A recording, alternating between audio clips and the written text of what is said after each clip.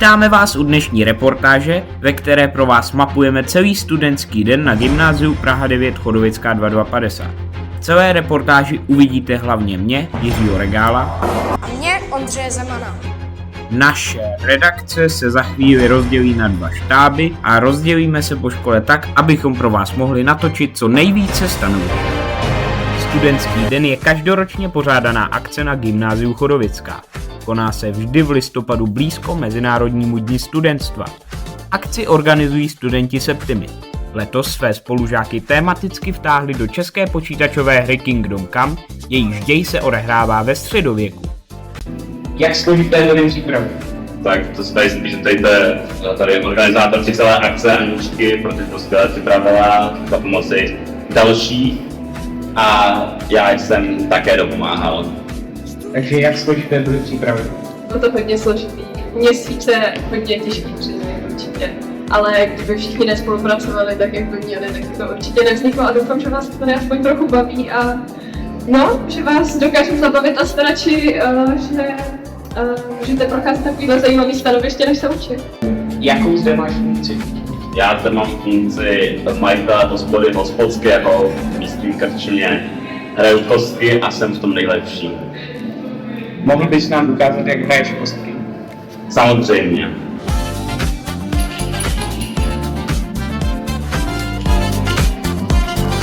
Co tady na studentáku provádíš? Jo, tak já jsem Stráž Zikmundová a chytám tady lidi, moc mě to baví. Jsem trošku škodolivá v tom, takže je to fakt super práce. A takže tak, to je moje práce tady teďka. Tak jo, a chtěla byste dělat něco jiného, nebo byste zůstala u tohohle? Jo, vzhledem k tomu, že jsem dost velkou část organizovala, tak mi stačí tohle. Já jsem ráda, že už nemám další stanoviště a nemusím se podílet na ještě jako nějaký přípravě stanoviště, chápeš? To je prostě takový už OK, tak jo, děkujeme moc. Pojďme se podívat, jakou třeba disciplínu účastníci studentského dne plnili. Vítáme vás u prvního stanoviště. Jak vidíte, hrálo se tu středověké divadlo. Hráli jsme pověst o Přemyslovi. A tato scénka byla taková zajímavá, ale bylo to zábavné. A rozhodně si to užijí i další skupiny, až sem půjdou. Nyní se všichni přesouvají do velké tělocvičny, kde za malou chvíli začne hlavní hra. A já se vám hlásím ze závěrečné hry našeho studentského dne. Byla to veliká fuška, já jsem velice rozběhaný. A tamhle furt někdo hraje. My už jsme to dokončili. A jak to celé dopadlo?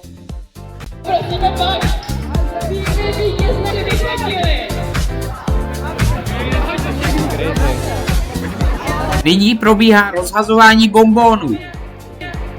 Na třetím místě skončil tým paní profesorky Dittmayerové, druhý byl tým pana profesora Kubišty Agrestyho a na prvním místě skončil tým pana profesora Fabša.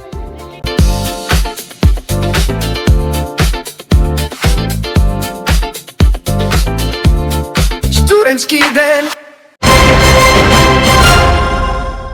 Nyní se nám podařilo odchytit zástupce z vítězného týmu, tak co na to říkáš?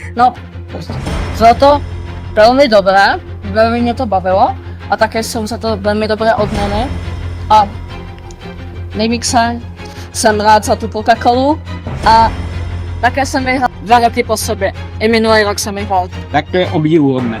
Jak byste zhodnotil letošní studenták? Podle mě byl dobrý. Líbilo se mi to téma, ale připadalo mi, že minulý studenták byl líp provedený v tom, že byly třeba ty rozhlasy a to naběhnutí do těch tříd. A jak se vám pracovalo ve svém týmu? Dobře. Děkujeme moc za rozhovor. Ty máš za sebou svůj první studenták, tak jak se ti to líbilo? Studentský den hodnotím jako, že byl fakt zdařený a téma se mi taky moc líbilo. Děkuji. No, takže ty za sebou taky máš svůj první studenták, jak se to líbilo tobě? Bylo to velmi zdařilé, byly tam sportovní i vědomostní aktivity, všechny třídy se hezky zapojily a za mě přijde ze školního roku.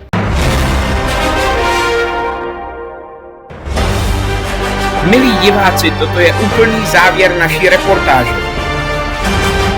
Doufáme, že se vám naše amatérská reportáž líbila a tímto se s vámi loučíme. Našimi kameramany byli Dan Rybníček a Tomáš Berchtol A reportéry jsme byli já, Ondřej Zeman, a já Jiří Regal za GH Tercie News.